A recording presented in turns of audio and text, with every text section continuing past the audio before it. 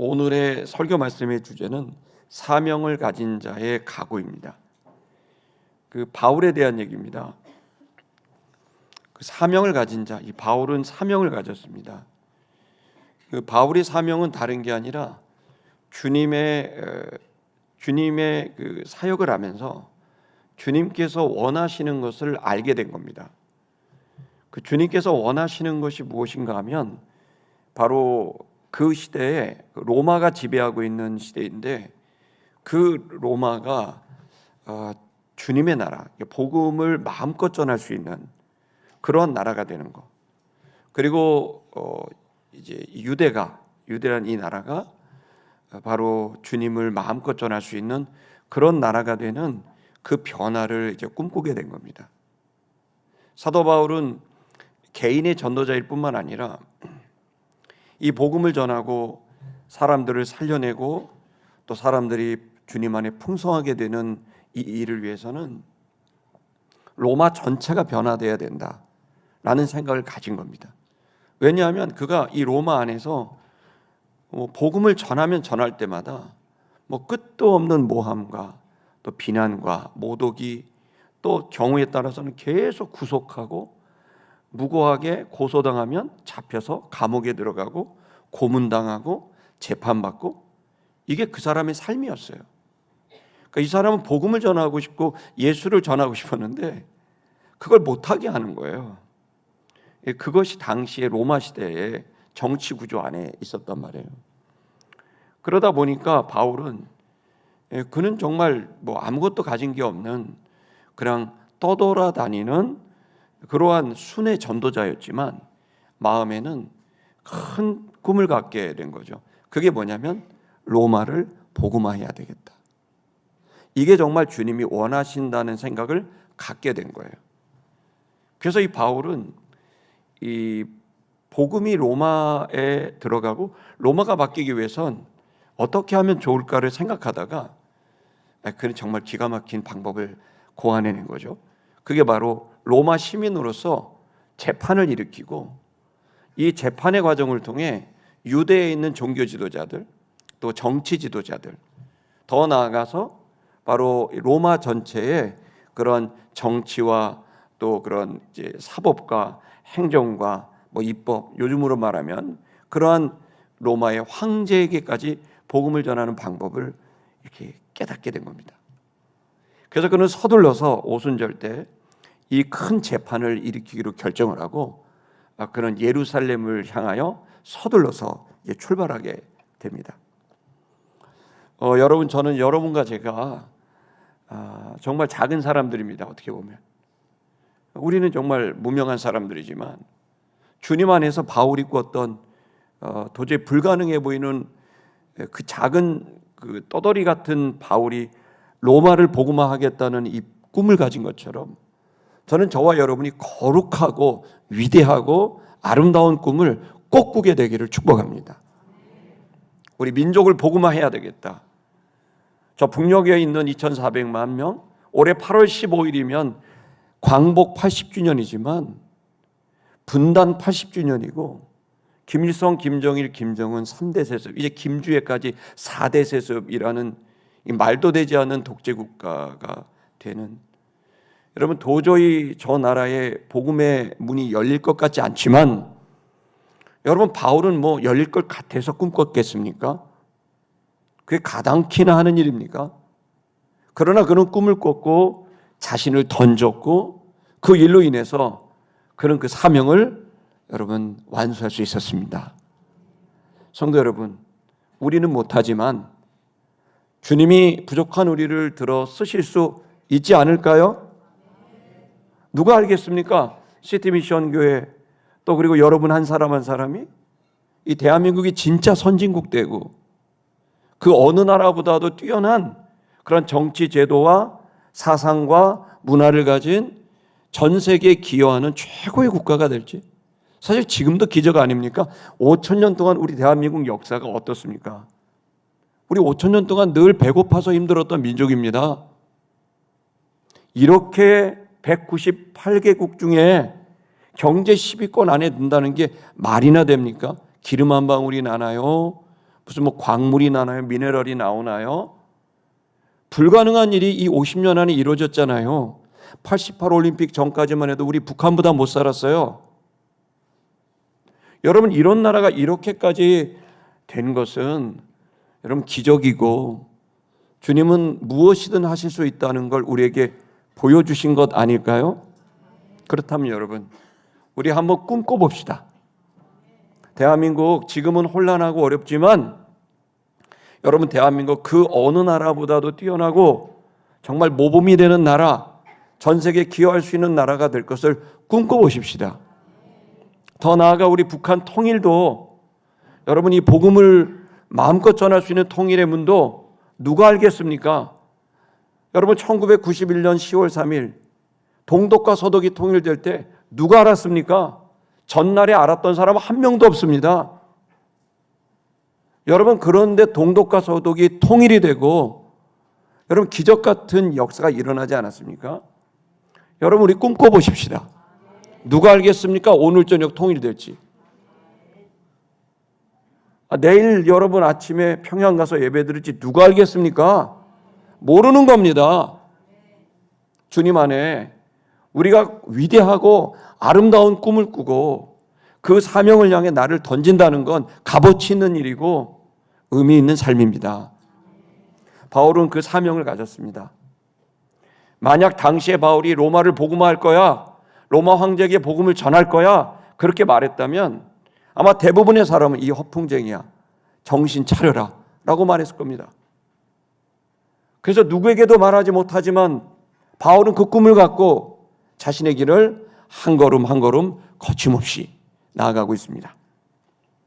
그 바울이 가졌던 사명을 가졌던 그 바울, 그는 각오를 하고 이 사명의 길을 출발했습니다. 여러분, 저와 여러분이 사명 갖게 되기를 바라고 그 사명을 이루기 위해 각오할 수 있기를 축복합니다. 우리 7절의 말씀을 다 같이 읽어보겠습니다. 읽겠습니다. 두로를 떠나 항해를 다 마치고 돌레마이에 이르러 형제들에게 안부를 묻고 그들과 함께 하루를 있다가, 이제 바울은 이제 모든 항해를 마쳤습니다. 그러니까 바울은 유럽에도 또 그리고 아시아에도 있다가 배를 타고 이제 그가 오순절 전에 예루살렘에 들어가려고 해서 마지막 항구인 바로 두로를 이제 떠나서 항해를 전부 마쳤습니다. 이제는 이제 육로로 예루살렘을 향해 가는 일만 이제 남은 겁니다. 8절 읽겠습니다. 8절 읽겠습니다. 이튿날 떠나 가이사랴에 이르러 7 집사 중 하나인 전도자 빌립의 집에 들어가서 머무르니라. 그리고 이제 가이사랴로 입성했습니다. 이 가이사랴는 당시 로마에 그 총독이 머물러 있던 총독 관저가 있고 로마 군인이 있었던 사령부가 있던 도시입니다.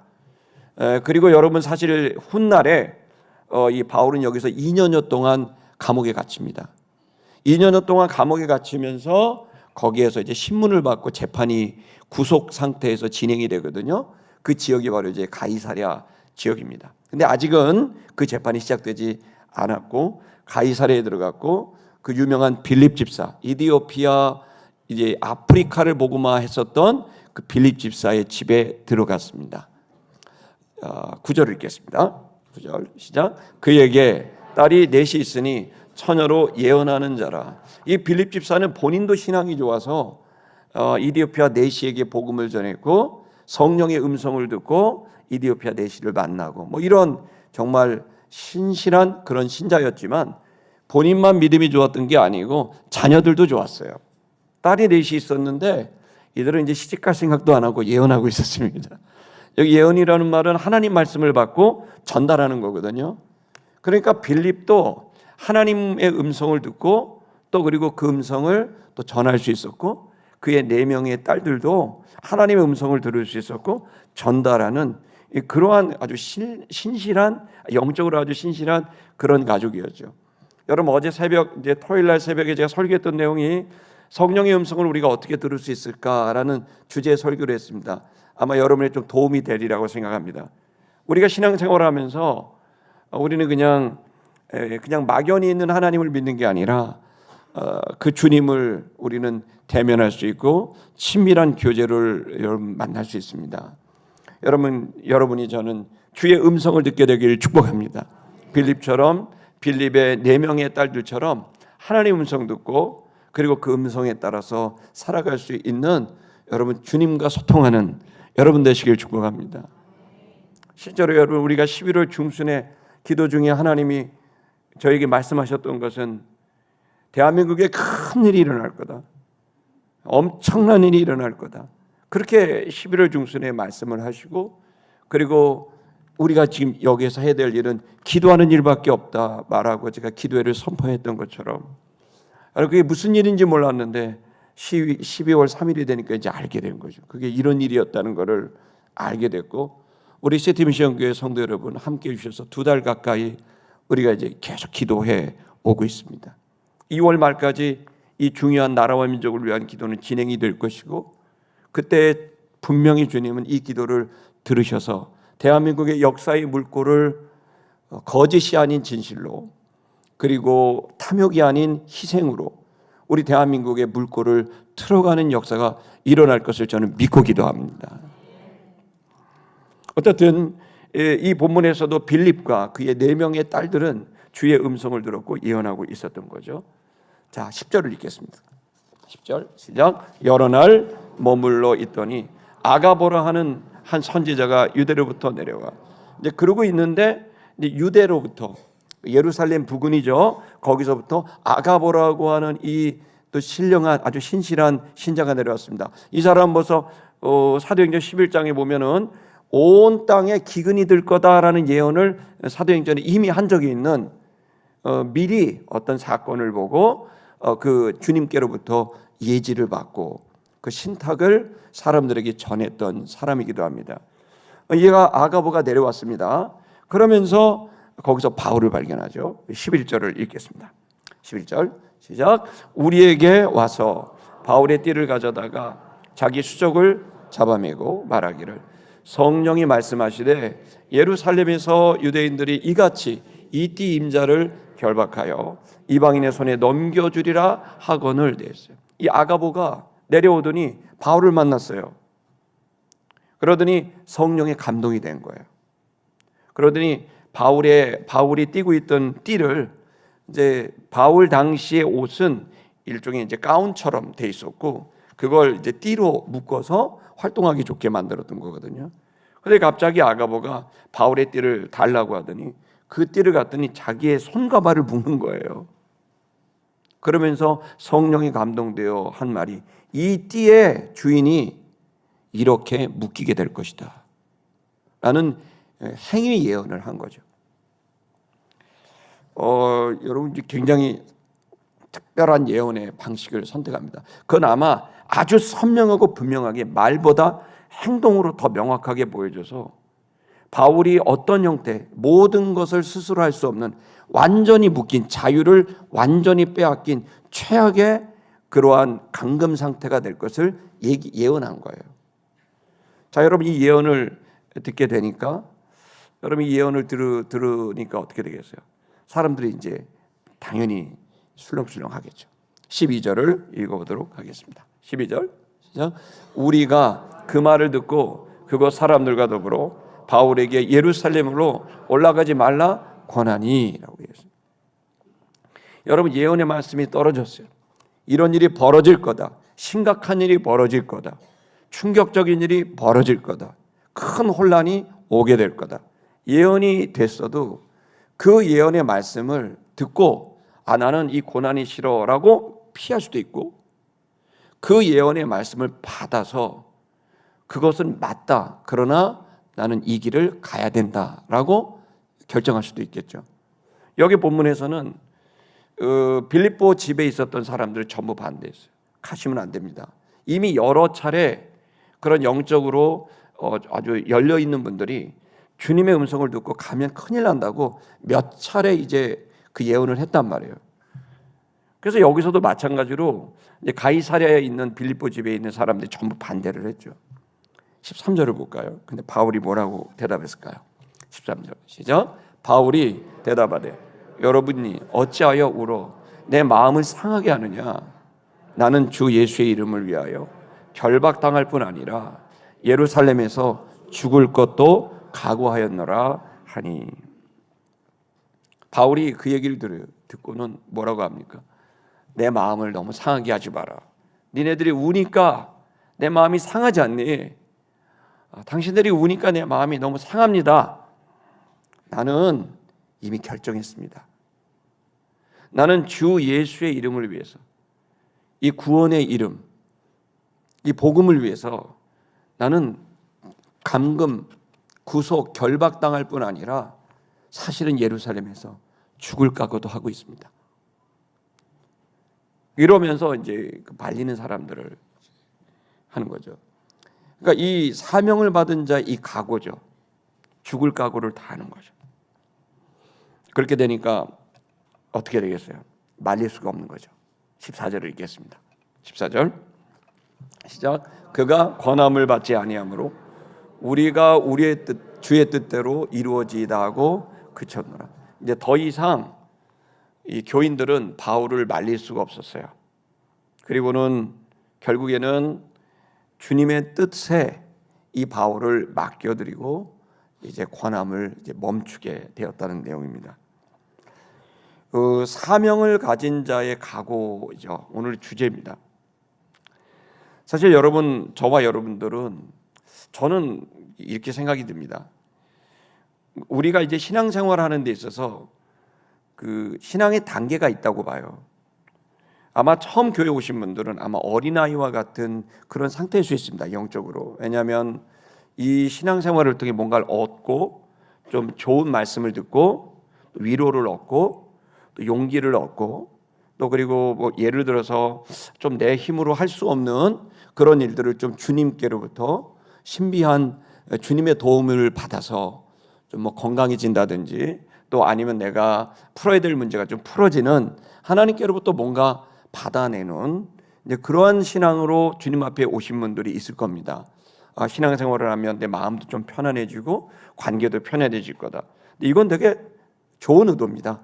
주님은 분명히 여러분에게 은혜와 복을 주십니다. 그러나 이제 신앙생활은 좀 더 과정이 있습니다. 이것은 어린아이는 늘 부모로부터 받고 주위로부터 받지만 그가 성장하게 되면 어떻게 되죠? 이제는 받는 자에서 주는 자가 되는 거죠. 부모로부터 받기만 했던 자가 어느 날 성인이 되면 월급 받았어요. 그래서 뭐 빨간 내복 사오기도 하고 첫 월급입니다. 그러면서 맛있는 음식을 대접하기도 하는 이런 일은 우리 모든 성장의 과정인 거죠. 마찬가지로 신앙도 어린아이 때는 뭔가 하나님께로부터 받는 그러한 이제 위치라면 이제는 점점 더 이제 나에게 그 은혜를 주신 그분의 마음과 생각 그리고 정말 그분이 원하시는 것들에 대한 관심이 점점 있게 돼서 뭐 조금 전에도 우리 이혜령 권사님 그 다리 아프고 막 그런 중에도 가셔가지고 몇백 명한테 복음을 전하고 감격스러운 얘기를 우리가 들었지 않습니까? 저분이 뭐 돈 받아서 거기 갔습니까? 다 자기 돈 썼지. 자기 돈 써가면서 자기 시간 투자하면서 이거 왜 합니까? 그것은 주님을 알았고 그 주님이 기뻐하는 일을 주님이 원하는 일을 나도 한번 해보고 싶으니까 간 겁니다. 이건 누가 억지로 밀어낸 게 아니죠. 신앙은 그런 여정이 있습니다. 그래서 이걸 뭐 저도 여러분에게 억지로 뭔가를 시키지 않듯이 주님을 만나게 되면 점점 더 이제는 주님께 받는 것이 감사할 뿐만 아니라 이제 나도 주님이 뭔가 원하시는 일을 하고 싶다는 생각을 가지게 되면서 이제 점점 우리의 신앙생활이 달라지게 되는 거죠. 저는 그런 의미에서 신앙생활 하시는 여러분과 제가 우리 애가 정말 더 좋은 신앙으로 계속 성장하고 나아갔으면 좋겠습니다. 그 더 좋은 신앙으로 나아간다는 뜻은 어떤 의미냐면 우리의 의식이 높아지고 넓어진다는 뜻입니다. 생각이 달라진다는 거죠. 여러분, 우리는 하나님의 자녀가 됐고 하나님의 아들이 됐습니다. 그러면 이제 우리의 수준을 하나님의 수준까지 끌어올릴 필요가 있는 겁니다. 하나님이 보시는 건 뭘까? 내가 중요하게 여기는 게 있는데 하나님이 중요하게 여기는 건 뭘까? 여러분, 우리는 우리의 생각을, 우리의 삶을 좀 더 깨고 나아갈 필요가 있습니다. 우리는 생각보다 갇혀 있습니다. 나의 생각 안에 갇혀 있어요. 그건 마치 나라고 하는 소우주 안에 갇힌 거예요. 그래서 내 안에서 모든 걸 나 중심적으로 생각해요. 이건 신앙생활을 오래 했느냐 적게 했느냐 짧게 했느냐하고 관계없더라고요. 제가 보니까 그건 직분하고도 관계없고 시간하고도 관계없고 그 사람의 의식의 문제예요. 그 사람의 의식이 나라고 하는 그 소우주 안에 갇혀 있느냐, 아니면 나를 깨고 또 다른 너라는 것을 인식하고 우리라는 것을 인식하고, 또 아니면 도시를 인식하고, 또 아니면 민족을 의식하고, 아니면 더 나아가 지구촌에 있는 그 사람들을 의식하는 정도의 의식의 수준이 점점 높아지니까 더 많은 것들을 보게 되고 또 느끼게 되는, 알게 되고 느끼게 되는 게 되는 거죠. 63빌딩 여러분 1층에서 보면 그게 보이는 게 별로 없지만 10층 올라가고 20층 올라가면 점점 보이는 게 달라지고 63층 꼭대기에 올라가면 여러분 완전 생각하는 게 달라지죠. 이게 서울이구나, 이렇게 한강이구나, 이렇게 되는구나라는 생각이 완전히 달라지죠. 여러분 마찬가지로 우리의 의식의 수준을 계속 높일 필요가 있습니다. 그런데 우리는 생각보다 우리가 살고 있는 문화는 우리 안에 너무 갇혀져 있게 돼요. 이건 마치 뭐와 같냐면 마치 우리를 깨고 나와야 되는 건데 이게 쉽지 않아요. 그건 마치 뭐와 같냐면 병아리가 알을 깨고 나오는 거랑 비슷해요. 병아리가 알 안에 있단 말이에요. 그 알 안에서 갇혀 있어요. 병아리가 알고 있는 세상은 그 알 아니에요. 그 안에 갇혀 있기 때문에 그 소우주 안에 그냥 있는 거죠. 근데 어떤 병아리는 그것이 부화가 되고 난 다음엔 그것을 깨고 나가고 싶은 본성이 나오는 거예요. 우린 나를 깨고 더 넓은 것을 보고 더 넓은 것을 느끼고 싶어 한단 말이에요. 그 알을 깨고 싶어요. 근데 깰 힘이 없어요. 그래서 여러분, 알이 어떻게 부화되죠? 여러분, 그 안에 있는 병아리가 그 벽을요 자기 부리로 쳐야 돼요. 근데 아직 이 알 안에 있는 병아리의 부리는 연글지 않아서 단단하지가 않아요. 아무리 깨도요 이 계란을요 깰 수가 없어요. 그 힘의 한계가 있어요. 그러니까 어떡하죠? 시간이 더 지나야 되는데 점점 좁아들고 이걸 깨고 나가고 싶은데 답답함이 오고 뭔가 내가 갇혀져 있는 것 같죠. 여러분 마음이 답답하고 뭔가 여러분 마음에 좀 뭐가 졸립니까? 여러분, 그건 빨리 여러분을 깨라는 거예요. 여러분, 그래서 병아리가 점점 커지면서 답답하니까 연글지도 않는 부리로 계속 쳐요. 그러면 여러분, 누가 도와주는 줄 알아요? 어미닭이 도와주는 거예요. 어미닭이 끼고 있다가 쿵쿵 느끼면 그때 여러분 어미닭이 빡 깨주는 게 아니라 툭툭 쳐요, 부리로. 그러면 완전히 깨지지는 않는데 여러분 툭툭 치면 이 새끼닭에 탁탁 치면 어미닭에 툭 치고 새끼닭에 툭툭 치면 어미닭에 툭. 그걸 누가 가르쳐줬는지 모르는데 어미닭이 딱 깨주면 되는데 절대로 어미닭이 깨주지 않아요. 이리 둥글고 저리 둥글고요 툭툭 쳐요. 그러면 참 신기하죠. 점점 더 안에서 깨려고 몸부림을 치게 되면 연글지도 않은 부리로 막 치면 여기가 이그러지죠. 근데도 계속 치는 거예요. 그럼 알이 둥둥 움직여요. 그럼 그걸 어미닭이 흔들흔들하다 한번 톡 쳐주면 금이 쫙 가면 그 금으로 빡 치다가 구멍이 딱 뚫리는 거예요. 여러분, 저는 이 과정이 하나님이 우리를 성장시키는 과정이라고 생각해요. 우리는 우리 자신을 깰 수가 없어요. 죄송한데 절대 못 깨요. 이 고정관념 안에 딱 갇혀 있어요. 절대로 못 깨요. 그러나 깨려고 해야 돼요. 깨려고 해야 돼요. 내가 답답한 이유는 그 여러분의 의식이 딱 고정되어 있기 때문에 답답한 거예요. 이걸 깨야 새로운 세상이 열리게 되거든요. 여러분, 깨려고 몸부림치면 계란이 막 이렇게 움직이고 툭툭툭툭 되죠. 그거 갖고 절대 못 깨지만 그때 주님께서 톡 한번 쳐주면 금이 가면서 그 금 사이로 쳤을 때 균열이 일어나면서 새로운 세상을 향해 나아가게 되거든요. 여러분, 지금 오늘 우리들은 이 의식을 깨고 나와야 됩니다. 아멘. 여러분, 우리가 깰 수 없지만 그러나 주님을 믿고 깨려고 해야 돼요. 우리 생각을 넓혀야 돼요. 나라고 하는 것에 갇혀져 계신 여러분, 이제 너라는 생각으로 나가고 싶어 하셔야 돼요. 여러분 나의 가족 안에 머물러 계신 여러분, 남의 가족까지 생각할 것으로 여러분 나아가려고 하셔야 돼요. 내 가족만 생각했던 분들 의식을 넓혀서 내가 좀 민족을 좀 품어봐야 되겠다. 내가 지구촌을 품어봐야 되겠다. 이런 의식의 확장이 계속 여러분 안에 도전적으로 나올 때 여러분 그렇게 되면 될수록 여러분의 생각하는 틀이 다르고 수준이 다르고 그 높이가 달라서 이제는 여러분을 답답하게 했던 모든 것들은 그렇게 답답하게 하지 않게 돼요.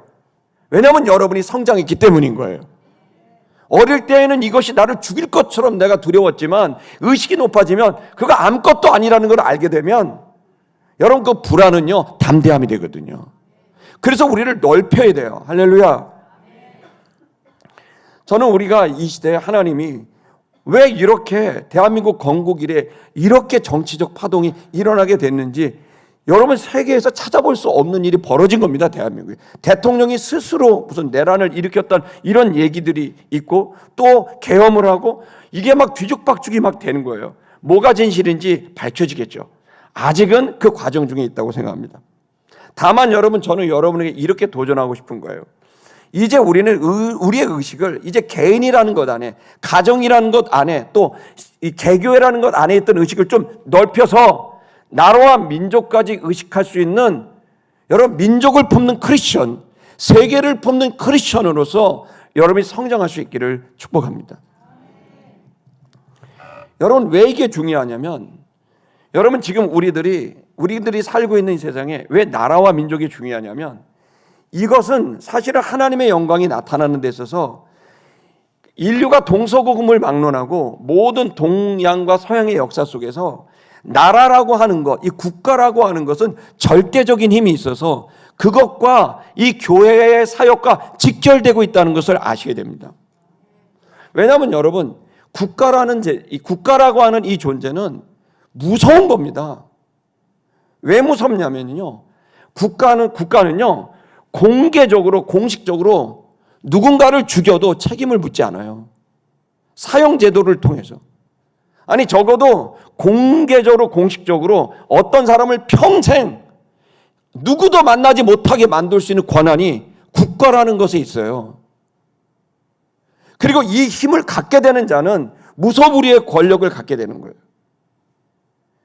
그래서 여러분 정말 중요한 것은 우리가 이 교회가 국가라고 하는 나라라고 하는 것에 대한 이 엄청난 의미와 가치를 인식하면서 이 나라가 정말 제대로 돼야 된다는 생각을 가지셔야 되는 거죠. 이거에 대한 책임과 의무가 우리 속에 있는 거예요. 특히나 크리스천들은 더 중요합니다. 우리 디모데전서 2장 1절을 한번 볼까요? 읽겠습니다. 시작. 그러므로 내가 첫째로 권하노니 모든 사람을 위하여 간구와 기도와 도구와 감사를 하되. 우리는 모든 사람을 위해서 기도하고 간구하고 중보기도, 도구는 중보기도입니다. 중보기도하고 감사합니다. 우리는 모든 일을 위해서 기도하고 그들을 축복합니다. 그런데 더 먼저 해야 될 사람이 있다고? 이것은 사도 바울이 그의 영적인 아들인 디모데에게 에베소 교회 담임 목사라고 있는 그에게 너는 담임 목사로서 너는 정말 영적 지도자로서 이 원리를 알아야 된다라고 하고 있습니다. 2절의 말씀 볼까요? 모든 사람을 위해 하지만 2절 읽겠습니다. 시작. 임금들과 높은 지위에 있는 위하여 하라. 이는 우리가 모든 경건과 단정함으로 고요하고 평안한 생활을 하려 함이라. 그런데 모든 사람을 위해서 기도하지만 우선적으로 더 중요한 게 있다. 이들을 위해서 기도해야 된다. 누구를 위해 기도하라? 임금들과 높은 지위에 있는 사람. 이들이 누굽니까? 고대 사회는 왕국이었죠. 킹덤이었죠. 지금은 여러분 리퍼블릭이 됐습니다. 다시 말하면 이 내용은 바로 대통령이 될 수 있고 총리가 될 수 있고 입법부, 사법부가 될 수 있는 거죠. 이건 한마디로 말하면 정치 지도자들을 위해서 기도해야 된다는 거예요. 이게 더 우선적으로 기도해야 될 일이다라고 말하는 거예요. 이유는 뭐라고 되어 있냐면 이것은 너희들이 교회, 우리는 교회거든요. 이는 교회가 경건 생활을 하고 단정한 중에 정말 큰 부담이 없이 문제 없이 고요하게 평안하게 신앙생활을 하게 하기 위하여서는 이 정치 지도자, 권력자들을 위해서 반드시 기도해야 된다는 겁니다. 여러분, 이것이 사실일까요? 사실이죠. 여러분, 우리가 작년에 링링이라는 자매가 여기 왔습니다. 중국 한족입니다. 그 자매는 그렇게 유명한 중국 최고의 대학교 물리학과 박사지만 그는 복음을 전한다는 이유로 지금도 계속 구속됩니다. 고문을 당합니다. 여러분, 그가 섬겼던 교회는 완전히 없어졌습니다. 이 복음을 전한다는 이유로 구속이 되고 그 교회가 무너지는 게 지금 현실의 중국입니다.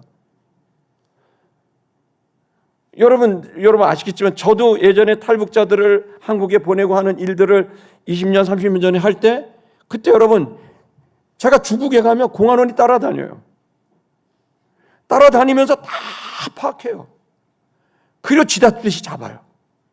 사람을 살리겠다고 왔지만 사람을 살리고 죽이고 아무 관계없어요. 그 권력은 기본적으로 자기 체제를 위협한다고 생각하는 걸 종교라고 생각하는 거예요. 북한은 어떻습니까? 여러분, 그 북한은 지금 핫도그를 먹는다는 이유로 무기징역을 내리는 나라가 어딨냐고요. 체제에 대한 반역이라는 거예요. 남한의 드라마를 봤다고 청소년 10몇 명을 총살시키는 나라가 어디냐고요. 그 드라마 본 게 죽을 죄입니까? 여러분 지금 생각해 보세요. 이게 북한 인권 보고서에 다 나와 있는 더 끔찍한 얘기가 말도 못합니다. 혀를 자르고 손톱을 다 뽑고 말도 안 되는 일이 벌어집니다. 그런데 여러분 이거의 차이점이 뭘까요? 저 북한도 한민족이고요. 남한도 한민족이에요. 우리는 너무 좋아요. 여기서 부산 가도 누가 뭐라 그러지 않고요. 제주도 간다고 비행기 타도 누가 막지 않습니다. 불교를 절을 다니던 성당을 다니던 교회를 다니던 누구도 뭐라고 하지 않는 자유가 있습니다. 북한은요. 절대로 있을 수 없는 겁니다. 성경책 갖고 있으면 여러분 무조건 정치범 수용소에 가는 겁니다. 뭐의 차이일까요? 정권입니다. 정치입니다. 다른 건 하나도 없습니다. 그 정권과 남한의 정권이 다른 거예요. 북한의 체제와 남한의 체제가 다른 거예요. 국가는 절대적인 거예요. 왜 바울이 로마를 복음화하고 싶었을까요? 이유는 한 가지입니다. 이 체제 안에서는 도저히 이 복음을 전하는 건 끝도 없는 반목이라는 거예요. 그래서 그는 꿈을 꾼 거예요. 내가 반드시 로마의 지도자들에게, 황제에게 복음을 전하리라. 얼토당토한 꿈을 꿨어요. 그리고 이 일은 너무 중요한 일이니까 자기 자신의 목숨을 내놔야만 가능한 일이라는 걸 알게 된 거예요. 그래서 그는 각오를 한 거예요. 이런 일은 견적이 다르다. 이거 저 사람 설득하고 여기서 뭔가 부흥이 일어나고 무슨 교회가 하나가 세고 이런 정도의 견적이 아니다. 욕만 몇 마디 먹고 내가 조금 불이익 당하고 이런 문제가 아니라 로마를 복음화하는 이 일은, 이 로마의 정치 지도자를 주께로 돌아오게 하는 이 일은 목숨을 걸어야만 가능한 일이라는 그 큰 가치가 있다는 걸 알게 된 거죠. 성도 여러분, 우리들은 지금 이러한 큰 주님께서 지금 저는 나팔을 불고 있다고 생각해요. 여러분의 의식을요, 나라고 하는 소우주에서 깨어나오셔야 돼요. 여러분이 가정주부든 여러분이 학교의 교사든 여러분이 직장인이든 사업을 하든 뭘 하든 여러분 주님은 지금 우리 성도들에게 말씀하시는 거예요. 너라고 하는 작은 소우주를 깨고 계란을 깨고 껍질을 깨고 넌 새로운 시간으로 민족과 열방을 품는 의식으로 나오라라고 하는 주님의 말씀인 겁니다. 3절 읽어볼까요? 왜 우리가 높은 자들을 위해서 기도해야 되는지 명확하게 설명합니다. 읽겠습니다. 시작. 이것이 우리의 구주 하나님 앞에 선하고 받으심은, 이건 정치 지도자들을 위해서 기도하고 체제를 위해서 기도하고 국가를 위해서 기도하는 건 하나님 앞에서 선한 일이고 그것은 하나님께 받을 만한, 하나님이 인정하는 일이다 라고 했어요. 4절 읽겠습니다. 4절 시작. 하나님은 모든 사람이 구원을 받으며 진리를 아는 데 이르기를 원하시느니라. 왜 정치체제가 중요합니까? 그래야 복음을 마음껏 전할 수 있으니까요. 그래야 사람들이 구원받을 수 있으니까요. 그래야 사람들이 진리를 아는데 이룰 수 있으니까요. 여러분, 대한민국 남한이, 여러분 지금 우리는 지금 젊은 세대들은 모르겠지만 저 아주 어릴 때만 하더라도 교회 나가면요 집안에서 다반대하고 머리 자르고 난리가 났단 말이에요. 100년 전에는요 더 말할 것도 없습니다. 이화여자대학교가 설립될 때 얘기를 전 너무 잘 알고 있는데, 이화여자대학교 설립될 때 학생을 모집할 수가 없어요. 서양 귀신한테 애를 맡길 수 없다고. 눈파란 서양 귀신한테 애를 맡길 수 없다고. 여자아이들은 이름을 안 지어줬어요. 이쁨은 이뿐이고요. 그러던 나라를 여러분 깨워서 복음이 들어와서 깨워서 여기까지 오게 한 거거든요. 여러분 여기까지 온 게 뭡니까? 밤새도록 통금이 있어도 철야기도를 할 수 있었던 나라고, 통금이 끝나자마자 새벽 예배를 열었던 나라가 된 거예요. 그것은 이 정치 체제가 너무나 귀했던 거예요. 만약에 이승만 대통령이 그때 6.25 때 만약에 우리가 사회주의가 됐다면 저 북한이 지금 어떻게 사는지 보셔야 됩니다. 이건 이념의 문제가 아니라 복음의 문제고 현실의 문제인 거죠. 정치는 너무 중요합니다. 어떤 지도자가 어떤 법을 만들고 그 법으로 어떻게 통치를 하고 그걸 어떻게 법치를 하고, 여러분 이 일은 우리가 누군가를 살리고 진리가 이르는데 여러분 가게 하는 매우 중요한 일입니다.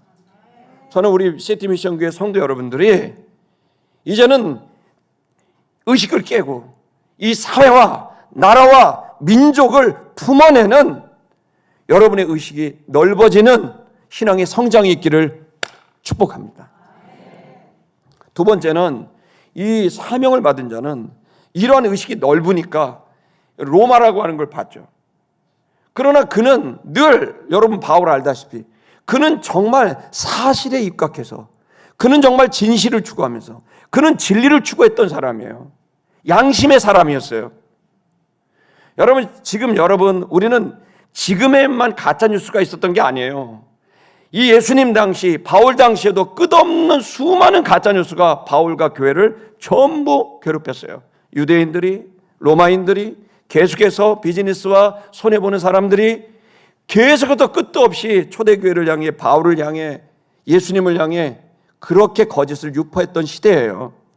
그럴 때마다 여러분 하나님의 사람들은 어떻게 그 어려움을, 이 거짓을 극복하고 이겨나갈 수 있었을까요? 가장 대표적으로 잘했던 분이 사도행전 17장 11절에 보면 베레아 사람이 나옵니다. 우리 한번 읽어보겠습니다. 17장 11절 시작. 베레아 있는 사람들은 데살로니가 있는 사람들보다 더 너그러워서 간절한 마음으로 말씀을 받고 이것이 그런가 하여 날마다 성경을 상고하여. 들었다고 해서 그냥 믿은 게 아니고요, 들은 다음에는 정말 그런가, 그래서 상고, 즉 연구를 했다는 거예요. 살펴봤다는 거예요. 여러분 지금 우리는 우리 자신도 모르게 죄악의 본성이 있고, 그것이 뭘 만들어놨냐면 고정관념을 만들어놨어요. 그 고정관념에 우리는 선입견을 갖게 됐고 또 편견에 이르게 됩니다. 여러분 저는 제가 살아가면서 저에게 있어서 되게 중요한 작업 중에 하나는 내가 확신하고 있는 이 일을 의심해 보는 거예요. 지금 우리 모두는 지금 그러한 이 베레아 사람의 사고방식이라고 저는 그걸 생각해요. 내가 들었는데 듣는 즉시 확신이 생기죠. 근데 내가 지금 확신을 갖고 있는 이게 정말일까? 자기 자신에 대한 의심을 한번 해봐야 되는 거예요. 왜냐하면 제가 경험상 뭐냐면 어떤 사람, 저 사람은 탐욕적인 사람이야, 거짓말하는 사람이야, 저 사람 못된 사람이야, 이런 얘기 진짜 많이 듣거든요. 그럴 때마다 저는 그 얘기를 들을 때 그런 것 같기도 해요. 근데 의심하죠. 그게 정말일까? 그래서 어떻게 해야 되죠? 당사자를 만나고 현장을 가봐야 돼요. 짐작하면 안 돼요. 제일 나쁜 짓이 짐작하는 거예요. 자기의 고정관념으로 짐작해서 선입견을 갖고 편견에 이르게 되는 내 생각에 함몰되는 거예요. 성도 여러분, 여러분이 확신하고 있는 게 틀릴 수 있어요. 근데 이걸 어떻게 할 수 있나요? 정말 좋은 정보, 양질의 정보를 얻어야 돼요. 그 양질의 정보는 어디 있을까요? 당사자에게 있고 그 바로 현장에 있는 거예요. 성도 여러분, 우리는 지금 누구도 믿지 못하는 시대에 왔어요. 저는 사실 레거시 미디어 안 믿어요. 기존에 있었던 이 신문들, 방송들 저 절대 안 믿어요. 제가 보는 신문이 7가지거든요. 그 신문을 제가 아침에 이렇게 보면서 저는 그냥 크로스 체킹을 할 뿐이지 그들의 논조와 그들의 기사의 내용을 믿지 않아요. 안 믿게 된 거는요, 저의 상처일 수도 있어요. 예를 들어 여러분, 제가 2008년 6월 6일, 6월 5일, 6월 6일, 6월 7일 그리고 6월 8일까지 72시간 동안 여러분 어떤 일이 벌어졌는지 기억나세요? 대한민국 광화문에서 광우병으로 난리가 났었어요. 그때 여러분 우리 기억나십니까? 이화여자대학교 거기서 철야를 하고 그 다음에 밤새 철야하고 한 다음에 새벽 4시에 일어나서 우리가 철야하고 난 다음에 그때 이제 저는 1인 시위를 했습니다. 어떤 1인 시위였냐면 미국산 송아지를 먹고 죽은 사람이 없다. 그걸 글을 써서 매직으로 써서 제가 아는 장로님은 광화문 사거리 가서 1인 시위를 했고 저는 덕수궁 앞에서 1인 시위를 했어요. 근데 거기는 전부 미국산 송아지를 먹고 다 죽었다 그렇게 믿고 있는 사람들이 수십만 명이 몰려 있었어요. 제가 그날 평생 먹을 욕을 그날 다 먹었어요. 왜냐하면 저는 그때 제 친구가 MBC PD였습니다. 고등학교 때 그 친구는 방송반이었고 MBC에 PD가 있었고 그리고 저는 이 내용을 듣고 확인하고 싶었어요. 미국에서 연구하고 있는 연구자들이 있어서 교회에 우리 아이가 있어서 또 확인하고 크로스 체킹해 봤어요. 결론이 딱 났어요. 미국에 있는 연구하고 있는 석사과정에 있는 친구도 그거는 사실이 아니다. 또 MBC PD도 사실이 아니다. 근데 왜 방송을 하는지 모르겠어요. 그래서 저는 그 크로스 체킹을 하고 난 다음에 광우병이 있지만 이걸로 먹고 죽는 사람은 없고 그것이 문제가 되는지는 아직 밝혀지지 않은 거다. 그래서 1인 시위를 했거든요. 1인 시위를 했는데 정말 지금 광화문 앞에 서 있는데 저를 둘러서 수백 명, 수천 명이 나오는데 그중에 한 20살, 21살쯤 돼 보이는 여자 청년 하나가 저한테 딱 오더니 난리가 났어요. 제가 이제 아니라고 딱 1인 시위 되니까 죽이려고 그러더라고요. 근데 거기서 그 친구가 나한테 어디 손가락을 이렇게 하더니 제 코 요 앞에까지 딱 하더니 너 같은 쌍놈을 했기 때문에 아니 내 딸뻘인데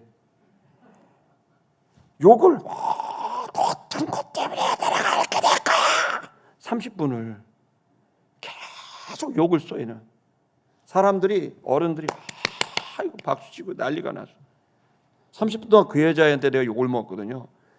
근데 억울한 게 아니고 부럽더라고. 난 그랬어.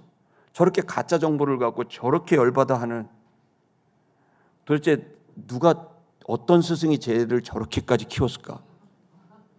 근데 나는 왜 그렇게 오랫동안 청년들을 키웠는데 나 혼자 이러고 앉아있나 이런 생각이 진짜 부러웠어요. 저렇게 제가 저렇게 키웠어야 되는데 애들 다 어디 간 거야? 저 진짜 가짜 뉴스라는 거를 아는 게 전 그때가 가장 큰 충격이었어요. 온 국민이 그걸 믿더라고. 알아보지도 않아. 왜? 지도자들이 그러니까. 그러한지 확인을 안 해. 더 재미있는 건 여러분 10년 전에 세월호 일어났을 때 기억나십니까? 세월호 일어났을 때 그때가 부활절입니다. 순환일 날 배가 침몰했고 부활절이 끝났는데 그날 부활절 예배 끝나고 봉고차에 차를 싣고 청년들 10몇 명이랑 같이 진도 팽목항까지 갔습니다. 거기서 이틀 동안을 거기서 머물면서 팽목항까지 가면서 거기서 그때만 해도 궁둥이가 있었습니다. 배. 수만 명이 울기 시작하는데 엉엉 울어요. 그건 여러분 지옥이 이런 지옥이 없습니다. 가서 제가 했던 건 그냥 생수병 나눠주는 게 다입니다. 기도하고. 우리 예수교회 대한성교회 팽목교회라고 있습니다. 김성우 목사님 있는데 저희 다 맞아주시고 거기서 우리가 짐 풀고 팽목항 바로 앞이니까 수많은 사람이 죽어갑니다. 제 마음에 너무 큰 고통이 있어서 이틀 동안 있다가 서울로 올라오고 그러고 나고 있는데 갑자기 제가 뜬금없는 소식을 들은 겁니다. 뭐냐면 아니 신천에서 동성애 축제를 하겠다는 거예요. 아니 세월호로 지금 애들이 수백 명이 죽었는데 아니 쟤들이 너무 어이가 없는 거잖아요. 그래갖고 동성애 축제를 하겠다 그래갖고 재빠르게 제가 그 소식을 누구한테 듣고 난 다음에 도로는 서대문 구청 관할이고 그 다음에 차도는 경찰청 관할이에요. 그래서 잽싸게 집회 신고를 해갖고 그 퀴어 축제 할 만한 데다가 집회 신고를 다 해놨어요. 그래서 그 현대백화점 앞에다가는 서대문구청 가서 집회 허가서 우리가 받고, 그 다음에 도로에다가는 또 경찰청 가서 집회 허가를 받고, 그러고 난 다음에 그 퀴어 축제 못하게. 왜? 사람입니까? 애들이 그렇게 수백 명이 죽었는데, 걔네들 죽은 애들이 97년생들입니다. 저희 아들 민중이랑 똑같은 세대예요. 피눈물이 쏟아지는데 어떻게 그렇게 애들이 죽어갔는데 거기서 뻘거벗고 축제를 합니까? 남자들이 티팬티를 입고 성기가 다 덜렁덜렁한데 그거로 퍼레이드를 해요? 끔찍한 거예요. 그래서 내가 그래서 하지 마라. 양심 있으면 하지 마라. 밀어붙여서 결국 당일날에 와서 당일날 한 40명 정도 우리 교회 성도들하고 몇몇 분들하고 있었는데 거기서 안 됩니다 라고 외쳐도 아니에요. 밀고 들어와. 제가 경찰한테 이거 보라고, 이거 집회 허가서라고, 이게 서대문구청에서 받은 거라고, 여기라고 빨갛게 여기 했지 않냐. 목사님, 아니 경찰이 날 설득해. 목사님, 누가 하라고 그런 거예요? 힘 있는 사람이. 점점 밀려서 현대백화점 U+ 입구까지 밀린 거예요. 근데 거기다 무대를 설치하고, 와, 그 돈 다 어디서 났는지 어마어마한 앰프와 시설과 퍼레이드를 하고 축제를 벌여. 너무 억울해. 그래서 정교회한테 문자 보냈어. 제가 라면 주니까 새벽 예배에 오세요. 그래 문자 보내듯이 정교회한테 문자 보내가지고 당장 다 나와라. 집회 허가서 받은 도로에서 눕는다. 퍼레이드 못해. 이 땅이 어떤 땅인데? 선교사들이 세운 땅이고, 선교사들이 세운 학교, 선교사들이 세운 병원, 선교사들이 세운 이 교회 앞에서 절대 못해. 그리고 문자를 보내고 다 나오는데 한 300명쯤 왔어요. 그 누웠어요. 그래도 계속 밀어. 그러더니 우리를 뜯어내는 거야. 누웠더니 이상준 전도사님을 들어서 경찰들이 들어. 그들이 데리고 가. 청년회장을 또 데리고 가. 또 누굴 또 데려가. 아니 우리가 폭도야. 집회 가서 받아서 도로 조명하고서 다 받았는데 우리를 들고 가는 거야. 이거 여러분 여기 성경책 놓고 지금 설교하는 거예요. 진실입니다. 들고 가. 그러니까 우리 처가 서현정 얼마나 천사 같습니까? 그 순간 갑자기 잔다르카 돼갖고 이 나쁜 새끼들아! 허가를 받아! 막 울면서 막 안 돼! 전선생님 안 돼! 막 갑자기 뭐 이렇게 영화가 한 장면이 막 난리가 났었어요. 그래서 제가 또 경찰 거기 기동대 거기 있는 사람한테 가서 이거 봐라. 절대 들어가면 안 된다. 당신 다 후회할 거다. 우리도 변호사 있다. 겁주고 막 했더니 데려가진 않아. 저쪽에서는 퍼레이드 하겠다고 막 쿵짝쿵짝 뻘거벗은 애들이 위에서 춤추고 앉아있고 쿵짝쿵짝 비키라 이거야. 우리 지나가겠다는 거예요. 밤 9시 반까지 누워 있었어요. 아스팔트 위에서. 그러더니 포기하고 끝났어요. 여러분 이걸로 끝났으면 제가 아무 말 안 해요. 다음날 신문에서 불법적인 기독교인들이 불법으로 퍼레이드를 막았다고 기사가 다 난 거예요. 그래서 제가 거기에 몇몇 신문한테 전화를 했어. 그 집회가서 사진 찍어서 보냈어. 봐라, 누가 불법인지. 우리 합법이다. 걔네가 불법이다. 그러면서 얘기를 했지만 정정기사 내라고 했지만 아니요. 정정기사 안 내더라고요. 저는 사실 그때부터 나는 기자를 믿지 않기로 결심했어요. 믿을 수가 없어. 아니 와보지도 않아놓고 어떻게 기사를 써? 그 말이 돼? 와봤냐? 와보지도 않았는데 어떻게 기사를 쓰냐? 이게 말이 되는 거냐? 여러분 이 시간 저는 여러분들에게 무슨 정치 선동이 아니라 여러분 우리는 하나님의 아들들입니다. 말을 할 때에도 가짜를 말하면 안 됩니다. 과장을 하려고 해도 안 됩니다. 우리는 우리가 확신하고 있는 것을 오히려 의심해 보면서 사실이 뭔지 진실이 뭔지를 계속 추구하면서 그 진리와 진실과 진리를 추구해 나가는 하나님의 아들들입니다. 그렇기 때문에 짐작하면서 어떤 걸 결론 내리지 마세요. 사명을 받았다면 반드시 그러한가를 살펴보는, 여러분 그렇게 해야만 우리는 새로운 시대를 열 수 있는 그런 하나님의 사람들이 될 수 있다는 것을 여러분 깨달으셔야 됩니다. 여러분 만약에 그런데 그러하다고 한다면, 이게 맞다고 한다면 여러분 여러분의 양심에 따라, 신앙 양심에 따라 여러분 적극적으로 살아갈 수 있기를 축복합니다. 왜냐하면 여러분 교회에서는 진리를 전합니다. 원리를 전합니다. 여기서 뭐 어느 당 찍으세요, 뭐 하세요 할 수 없습니다. 여긴 강단입니다. 하나님의 집입니다. 저희는 진리를 선포할 뿐이에요. 그러나 여러분 진리를 받았습니까? 그럼 진리를 받았다면 여러분은 여러분의 가정과 일터로 가서 적용을 하셔야죠. 정치인은 정치로 적용을 하고, 경제인은 경제로 적용을 하고, 교육가는 교육으로 적용하고, 언론인은 언론으로, 정론 지필로 적용을 하셔야죠. 여기서 적용을 가르칠 수는 없어요. 진리를 선포하는 것이고, 그 진리를 붙들었다면 여러분의 삶에서 양심껏 가장 하나님의 아들답게 행동하면 됩니다. 다만 그 행동을 뜨뜻미지근하게 하지 마세요. 열정적으로 행동하시기 바랍니다. 그것이 주님이 바라시는 일입니다. 여러분 요한계시록에 주님이 7교회 말하면서 제일 불편하셨던 교회가 있습니다. 라오디게아 교회입니다. 이 교회를 토해내치고 싶다, 구역질 난다고 말했어요. 어떤 교회일까요? 3장 요한계시록 3장 15절 읽겠습니다. 시작. 내가 내 행위를 아노니 네가 차지도 아니하고 더없지도 내가 차든지 뜨겁든지 하기를 원하노라. 주님이 원하는 건 차든지 뜨겁든지, 여러분 차갑게 진실을 추구하세요. 그리고 뜨겁게 행동하세요. 16절 읽겠습니다. 16절 시작. 네가 이같이 미지근하여 뜨겁지도 아니하고 차지도 아니하니 내 입에서 너를 토하여 버리리라. 구역질 난다는 거예요.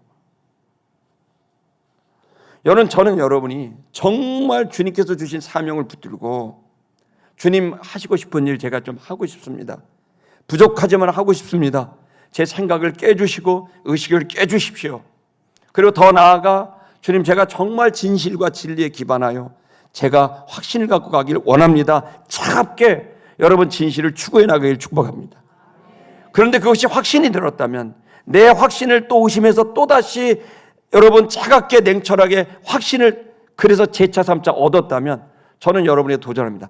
뜨겁게 사셔야 됩니다. 불꽃같이 사셔야 됩니다. 여러분 그렇지 않는다면 어떤 일도 일어나지 않습니다. 사도 바울이 어떻게 얘기했습니까? 나는 목숨도 귀한 것으로 여기지 않는다 그랬습니다. 저는 제가 이렇게 보면서 예전에 신촌에서 정말 많은 이런 활동들과 선교를 할 때 마음은 이렇게 큰데 실제로 제가 너무나 능력도 부족하고 사람도 부족하고 재정도 부족하고 환경이 안 돼요. 근데 마음은 정말 이렇게 하면 될 것 같아요. 막 몸부림치는데 몸은 상하고 그렇게 되는데 어느 날 지치더라고요. 지쳐. 아무리 해도 안 되고 사람들은 계속 비판만 해. 엄청 똑똑해. 그러니까 사람들 진짜 똑똑해요. 그 비판이 또 거의 또 맞아 비슷하게. 그럼 또 마음이 아파. 맞긴 하네. 그럼 또 내가 내 자신이 안 믿겨. 내가 할 수 있을까? 나를 못 믿겠는 거야. 난 끝까지 이 길을 갈 수 있을까? 나를 못 믿겠는 거야. 근데 어쨌든 막 여러 가지가 있으니까 어느 날 다 하기 싫어. 그래서 딱 하기 싫어가지고 차를 몰고 영종도를 갔습니다. 왕상해수욕장. 거기를 딱 가서 차를 딱 내려놓고 너무 답답한 거예요. 기도원을 가야 되는데 그때는 너무 제가 정돈이 안 돼갖고 기도원을 가야 되는데 기도원을 하고 왕상해수욕장 영종도 딱 갔는데 갈매기들이 막 수십 마리 수백 마리가 다니면서 끼역끼역 하면서 막 계속 뭐 새우깡도 먹고 뭐 어디도 움직이고 막 난리가 났어요. 막 열심히 해야 돼. 열심히들 하네. 딱 이렇게 보고 있는데 갑자기 한 마리가 장대가 이렇게 있는데 한 마리가 장대가 딱 달렸는데 거기 위에서 한 마리가 미동도시에 탁 이러고 있는 거예요. 그리고 미동도 없이 너무 아주 나이스하고 이쁘고 아무것도 안 하고 탁 이러고 있는 거야. 근데 갑자기 내가 우라가 치미는 거야. 네가 제일 나빠 임마. 아무것도 안 하는 네 놈이 더 나쁜 거야. 뭐라도 해야 되는 거 아니야. 나도 모르게 막 걔한테 막 화를 쏟아내는 거야. 아니 저는 그때 제 마음이 어떤 마음이냐면, 아니 뭐라도 해야지. 안 되면 기도라도 하고, 안 되면 응원이라도 하고, 안 되면 뭐라도 해야지. 근데 가만히 앉아서 똑똑한 척하면서 이건 문제입니다. 이게 신앙입니다. 그렇게 하면 안 됩니다. 이렇게 그런 사람은 제가 지금 똑같은 마음입니다. 그냥 혈기가 아니라 생기가 돌길 축복합니다. 뭐라도 하셔야 돼. 안 되면 무릎이라도 꿇고, 안 되면 뭐라도 하셔야 돼요. 대한민국 위기입니다. 이 위기의 순간에 역사가 지금 바뀔 수 있는 변곡점이 왔습니다. 그게 정말 거짓과 탐욕의 역사로 갈 거냐, 진실과 희생의 역사로 갈 거냐, 다시 정상적으로 갈 거냐. 대한민국의 지도자가 아무리 나빴다 그래도 이 정도까지 나빴던 적은 없습니다. 여러분, 진실과 희생과 십자가를 선택하는 지도자가 정상적인데, 그런 지도자들이 세워지는 나라가 될 때 이 나라가 바로 설 수 있지 않습니까? 입법부, 사법부, 행정부가 너무 중요한 때를 맞았습니다. 여러분, 이때 저와 여러분들은 정말 살펴보셔야 됩니다. 저는 어제도 정말 현장을 가는 거예요. 시위 현장도 가보는 거예요. 어제도 청년들이랑 같이 시위 현장 갔어요. 뭐라고 하나? 그 학원 선생은 도대체 뭐라고 하나? 여의도 가봤어. 또 들어봐야지. 맨날 짐작해서 조작된 거고 편집된 것만 맨날 들어서 어떻게 알아요? 가봐야죠. 도대체 누가 거기서 시위를 하는지. 여러분, 지금은 아무리 바빠도 여러분이 정말 진실을 추구해 나가는 하나님의 아들들로서 헛소리하지 않고 진실을 말하고 진리를 추구하는 여러분, 그런 열정이 우리 속에 있어야 됩니다. 여러분, 이 혼란의 시대에 여러분을 도전합니다. 높은 의식을 가지셔서 나라와 민족을 품으셔야 됩니다. 그리고 진실을 추구하셔야 됩니다. 그리고 뜨겁게 뭐라도 하시기를 주의 이름으로 축복합니다.